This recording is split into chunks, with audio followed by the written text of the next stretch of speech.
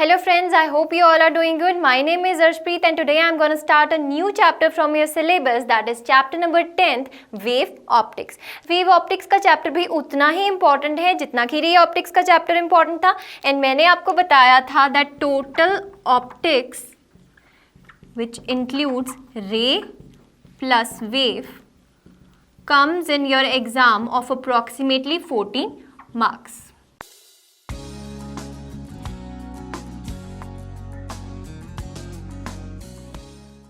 Right तो आप इन दोनों चैप्टर्स को बहुत ही अच्छे से प्रिपेयर कीजिए. रे ऑप्टिक्स हम फिनिश कर चुके हैं, आज हम स्टार्ट करने वाले हैं वेव ऑप्टिक्स. इन दोनों के बीच में डिफरेंस क्या है? देखिए, रे ऑप्टिक्स में अभी तक हम लाइट को मानकर चले थे as a particle, but wave optics में हम मानकर चलेंगे कि light behaves as a wave. Right, हमने रे ऑप्टिक्स में मैक्रोस्कोपिक फिनोमिनास को डिफाइन करवाया था. मैक्रोस्कोपिक फिनोमिनास को हम स्टडी कर सकते हैं using ray optics. Rectilinear propagation,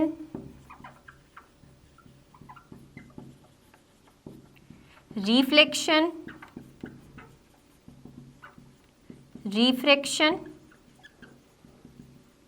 etcetera, इन सब के बारे में हमने पढ़ा था इन रे ऑप्टिक्स. बट आज हम स्टार्ट करने वाले हैं वेव ऑप्टिक्स, तो उसमें हम स्टडी करेंगे माइक्रोस्कोपिक फिनोमिनास को. माइक्रोस्कोपिक फिनोमिनास कौन से होते हैं? Diffraction, polarization, interference. Diffraction, polarization, interference,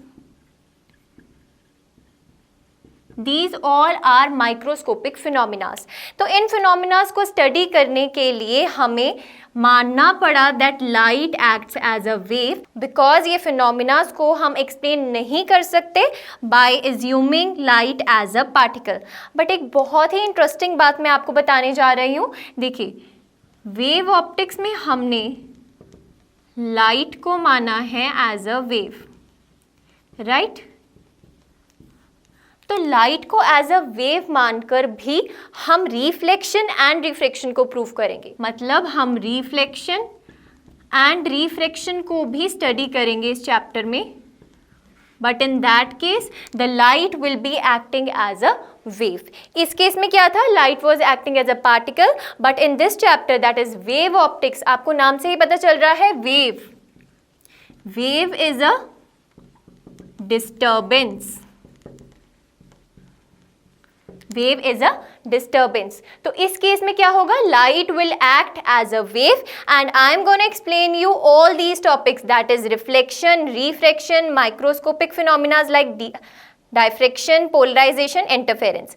आज की वीडियो में हम पढ़ेंगे कुछ बेसिक्स ऑफ वेव ऑप्टिक्स. मैं आपको इंट्रोड्यूस करवाने जा रही हूँ wave front and Huygens principle. Wave front को स्टार्ट करने से पहले हम स्टडी करेंगे that is wave theory of light.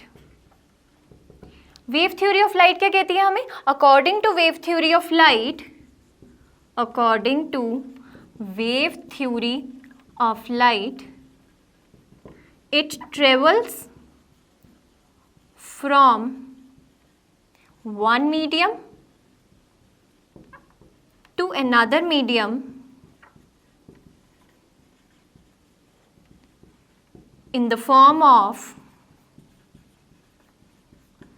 transverse motion, having speed which is dependent on medium.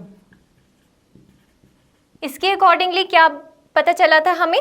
That light travel करती है from one medium to another medium as a transverse motion wave. Wave कैसी होती है? Light wave basically क्या होती है? Transverse होती है, राइट. एंड इसकी स्पीड किस पे डिपेंड करती है? ये जिस मीडियम में है. अगर ये किसी एयर मीडियम में है, सपोज एयर या वैक्यूम में है,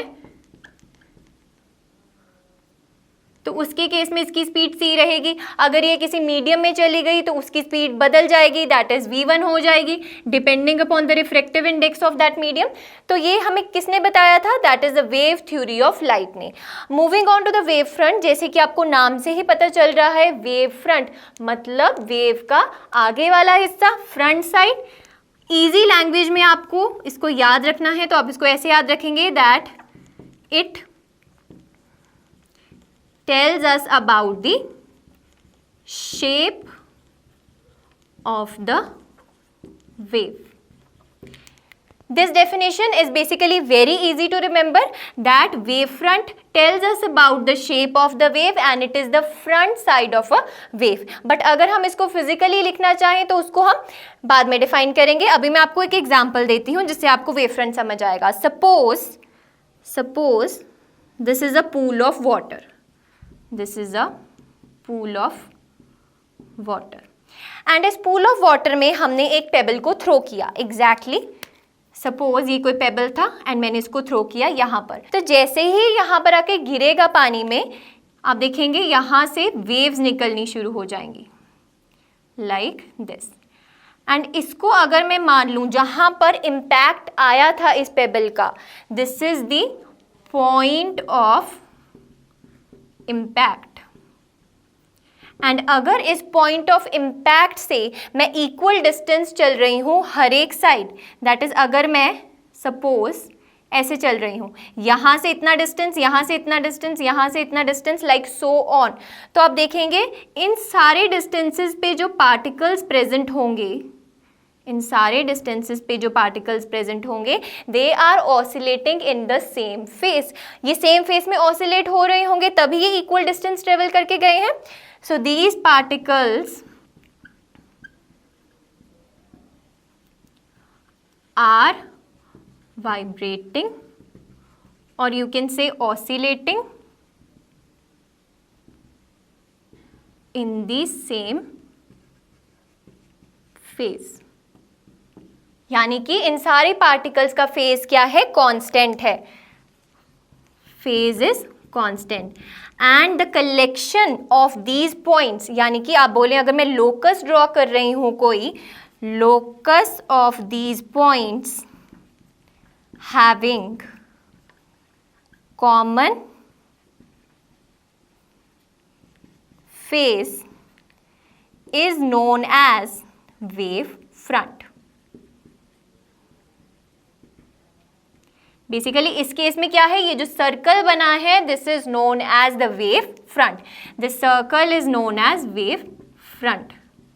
अब किसी टाइम t पे बना है ये, अब उसके बाद अगर टाइम इंक्रीज हो जाएगा तो क्या होगा, ये पार्टिकल्स यहां पर पहुंच जाएंगे लाइक दिस, तो एक और सर्कल बन जाएगा। तो हम बोलेंगे कि वेव फ्रंट ट्रेवल हो रहा है। एंड वेव फ्रंट किस स्पीड से ट्रेवल हो रहा है? Wave front travels with the speed of light in that medium। जो हमारे पास लाइट की स्पीड होगी उस मीडियम में, उसी स्पीड से वेव फ्रंट ट्रेवल करेगा। एंड अगर मैं इस वेव फ्रंट के परपेंडिकुलर एक लाइन ड्रॉ कर दूं, कुछ लाइंस ड्रॉ कर दूं मैं इसके परपेंडिकुलर, तो वो क्या सिंबलाइज करती हैं? Energy of the light wave. Perpendicular to the wave front gives us the energy of light wave. Now we will be discussing the types of wavefront. Now we are going to discuss the types of wavefront. देखिए types of wavefront. Basically wavefront एक type का क्यों नहीं होता, ये different types के क्यों होते हैं? Because wavefront depends upon the shape of the source. कौन सा सोर्स? जहां से लाइट आ रही है उसकी शेप पे डिपेंड करता है wavefront. So depending upon its shape, wavefront is of 3 types. It is of 3 types. First is spherical wavefront. Second is cylindrical wavefront. and the third is plane wavefront. सबसे पहले spherical wavefront discuss करते हैं। Spherical wavefront का source क्या होता है? इसका source होता है पॉइंट सोर्स। सपोज यहां पर एट पॉइंट एस कोई सोर्स पड़ा है मेरे पास लाइट का, तो अगर मैं इस एस को सेंटर मानकर एक सर्कल ड्रॉ करती हूं लाइक दिस, सर्कल नहीं बोलेंगे इसको, हम 3D में क्या बोलेंगे? स्फेयर बोलेंगे, राइट? तो इसका हर साइड से डिस्टेंस यानी कि इसका रेडियस सेम रहेगा।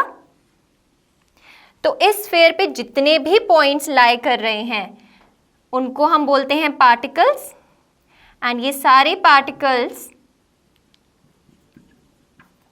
का फेज कॉमन होता है। All particles have same phase. So this type of wavefront is known as spherical wavefront, in which at center our source is present, right? Second type of wavefront is cylindrical wavefront. इसमें क्या होता है? Source is cylindrical, and इसके case में हमारे पास wavefront क्या बनता है? cylindrical.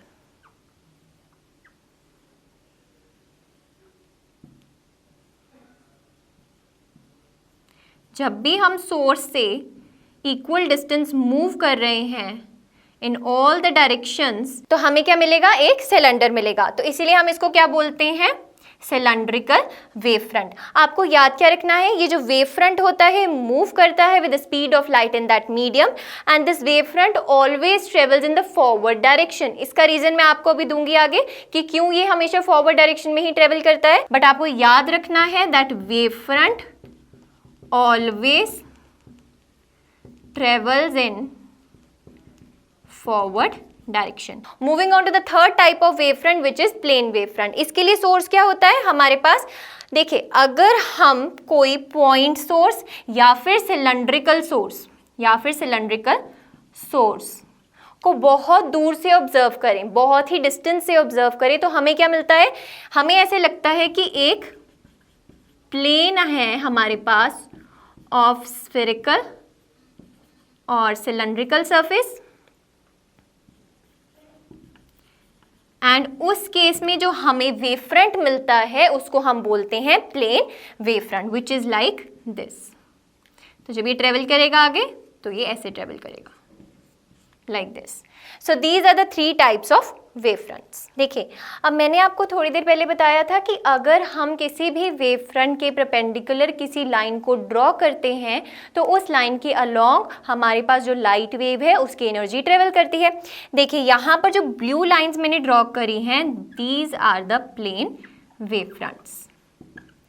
एंड प्लेन वेवफ्रंट्स के अगर मैं परपेंडिकुलर, आप देख सकते हैं ये रेड लाइंस क्या हैं? बेसिकली रेज हैं जो मैंने ड्रॉ करी हैं perpendicular to the plane wavefront. तो मेरे पास ये रेज क्या दिखाएंगी मुझे? That along these rays energy of light wave travels.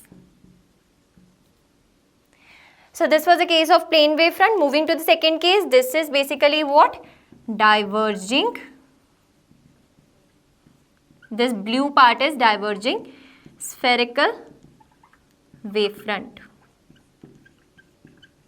तो उसके केस में भी अगर हम perpendicular lines draw करेंगे तो these red line represents the rays. And this case is converging spherical wavefront, and the red lines are called the rays. So ये जो मैं बोल रही हूँ that जो एनर्जी है वो हमेशा perpendicular to the wavefront travel करती है, ये किसने बताया था हमें? It was given by a scientist named as Huygens. ये थी बेसिकली हाइजीन्स की थ्योरी, जिसके अकॉर्डिंगली हमें पता चला था दैट अगर हम वेवफ्रंट के परपेंडिकुलर, ये हमेशा कंडीशन वैलिड रहेगी कि जब भी हम वेवफ्रंट के परपेंडिकुलर कोई भी लाइंस ड्रॉ कर रहे हैं तो उनको हम रेज बोलेंगे, एंड जो हमारे पास लाइट वेव है उसकी एनर्जी हमेशा ट्रेवल करती है along these rays. So moving next to the topic that is the Huygens principle. Next we are going to discuss about hygiene's principle. This is a very important topic and इसके chances बहुत ज़्यादा हैं exams में आने के. This is very very important topic. Exactly ये statements लिखनी है आपको एग्जाम में. फर्स्ट स्टेटमेंट क्या है देखिए हाइजीन्स प्रिंसिपल की, that every point on a given wave front. I hope आप सबको क्लियर हो चुका है अब तक दैट वेव फ्रंट क्या होता है. Every point on a given wave front, जो सारे पॉइंट्स थे वो सेम फेज में ऑसिलेट करते थे, and that wave front is named as primary wave front. जो सबसे पहला वेव फ्रंट बन रहा है उसको मैं बोलती हूँ प्राइमरी वेव फ्रंट. अगर सोर्स था पॉइंट यानी कि पॉइंट सोर्स, तो ये जो सर्कल बन रहा है इसको हम बोलेंगे प्राइमरी वेव फ्रंट. तो according to Huygens principle, every point on a given wave front that is the primary wave front acts as a source, ध्यान दीजिएगा, acts as a source of new disturbance and that disturbance is called secondary wavelet. मतलब जो इस primary wave front पे हर एक point है, basically ये point क्या रिप्रेजेंट कर रहे हैं, पार्टिकल्स को, तो ये हर एक पॉइंट एक्ट करता है as a source for a new disturbance which is known as secondary wavelet, which travels in all the direction with the velocity of light in that medium. And ये जो secondary wavelet produce हुआ है ये travel करता है in all directions with the velocity of light in that medium. Second point क्या है, a surface touching these secondary wavelets tangentially in the forward direction at any instant gives us a new wavefront. मतलब अब देखिए ये basically मेरे पास एक new source था सेकेंडरी डिस्टर्बेंस का. अब देखिए सेकेंडरी डिस्टर्बेंस बेसिकली कितना डिस्टेंस ट्रेवल करती है, distance is equals to speed into time.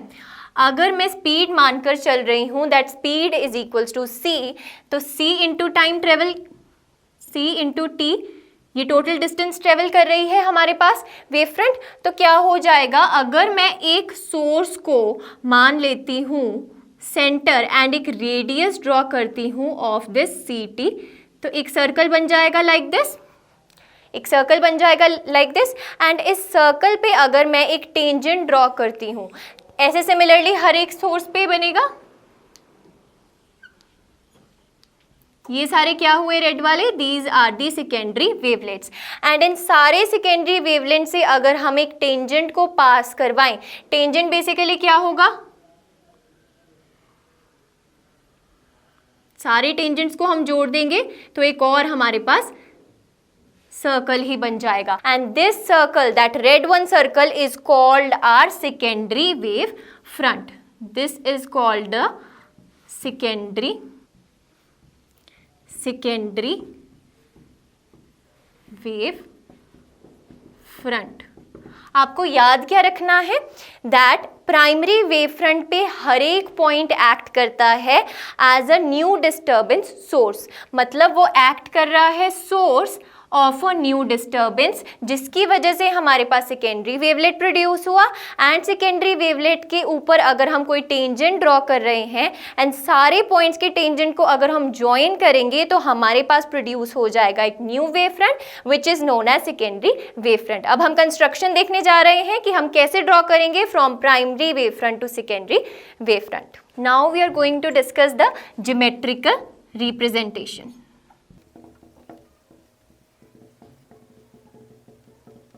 देखिए ज्योमेट्रिकल रिप्रेजेंटेशन मैं आपको बताने से पहले यहाँ पर बताना चाहती हूँ कि जो मैं यहाँ पर ड्रॉ कर रही हूँ वो मैंने सोर्स क्या कंसिडर किया है इस केस में, that source is a point source like. तो पॉइंट सोर्स का मेरे पास वेव फ्रंट कैसा आता है, स्फेरिकल वेव फ्रंट आता है. So let us take a spherical wave front part that is A B. This is point A and this is point B. This is basically what? Spherical wavefront. और आप इसको लिखेंगे AB is the primary spherical wavefront.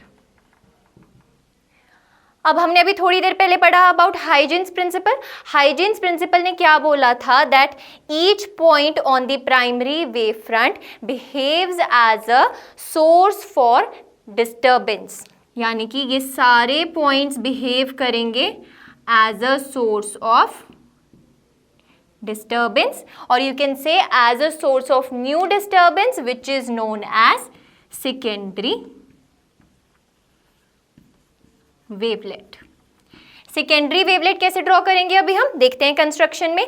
उससे पहले मैं आपको बताना चाहती हूँ दैट ये सारे पॉइंट्स जो प्राइमरी वेव फ्रंट पे प्रेजेंट हैं ये ट्रेवल करेंगे कुछ distance that is equals to d which is equals to c into t.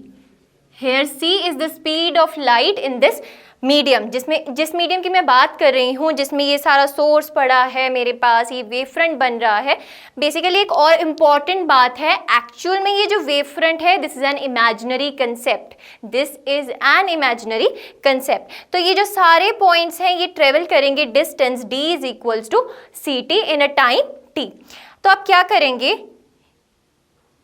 किसी भी एक पॉइंट को उठाएंगे, उससे एक सर्कल ड्रॉ करेंगे. इस पॉइंट को आप मानेंगे सेंटर एंड रेडियस लेंगे आप इस सर्कल का सी टी.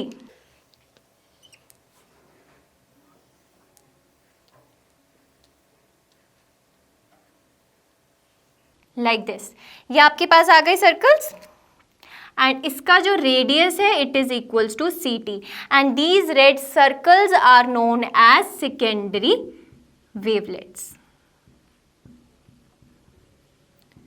तो according to the second point of Huygens principle हमने पढ़ा था कि अगर हम इन सेकेंडरी वेवलेट्स के ऊपर एक टेंजेंट ड्रॉ करें तो वो टेंजेंट हमें क्या देगा, बेसिकली वो टेंजेंट हमें देगा सेकेंडरी वेव फ्रंट और you can say the new wave front, the new wave front. तो इन सर्कल्स के ऊपर आप टेंजेंट कैसे ड्रॉ करेंगे, लाइक दिस. टेंजेंट बेसिकली क्या होता है, the line passing through the surface of the circle. तो जो ये a डैश b डैश हमें यहाँ पर मिला है this is known as the secondary wave front. अगर मैं बोलूँ कि बैकवर्ड डायरेक्शन में भी मैं सिमिलरली ऐसे बना सकती हूँ like this. So this will be a prime double prime b double prime, but according to the theory a double prime b double prime is not accepted. उस टाइम पे Huygens ने एक अडॉक अजम्पशन करी थी कि हमेशा जो wave front है या फिर आप बोल सकते हैं जो लाइट वेव्स की एनर्जी है वो ट्रेवल करती है in forward direction, it does not travels in the backward direction. हमारे केस में कौन सी पॉसिबिलिटी रहेगी, a डैश b डैश, उसके बाद एक और टाइम के बाद ये ऐसे आ जाएगा like this and so on. तो आप क्या देखेंगे कि ये जो वेव फ्रंट्स हैं वो आगे आगे और वेव फ्रंट्स को प्रोड्यूस करते जाएंगे and these all are parallel wave fronts. According to the Kirchhoff's law हमारे पास intensity is directly proportional to cos square theta by 2 होती है, राइट. इससे आपको पता चलेगा कि क्यों मैं बोल रही हूँ कि कभी भी बैकवर्ड डायरेक्शन में लाइट की एनर्जी ट्रेवल नहीं करती, it always travels in the forward direction. यानी कि हमें बैकवर्ड डायरेक्शन में वेव फ्रंट पॉसिबल नहीं है बट फॉरवर्ड डायरेक्शन में वेव फ्रंट हमेशा ट्रेवल करता है. क्यों, according to this formula. Basically अगर हम बात कर रहे हैं फॉरवर्ड डायरेक्शन की तो उस टाइम पे थीटा क्या बन जाएगा मेरे पास 0 degree and I will be maximum because cos of 0 is 1. And अगर मैं बोलूँ कि बैकवर्ड डायरेक्शन में ट्रेवल करना है तो उसके केस में मेरे पास थीटा 180 डिग्री होगा एंड आई की वैल्यू आ जाएगी 0, यानी कि इंटेंसिटी की वैल्यू आ जाएगी 0. तो इसीलिए हम बोलते हैं that light energy never travels in the backward direction, it always travels in the forward direction. And इसी के साथ हमारी आज की वीडियो होती है फिनिश. हम नेक्स्ट वीडियो में करने जा रहे हैं using wave theory the proof of laws of reflection and refraction. Till then keep revising and stay tuned with me on this channel, that is IWIS.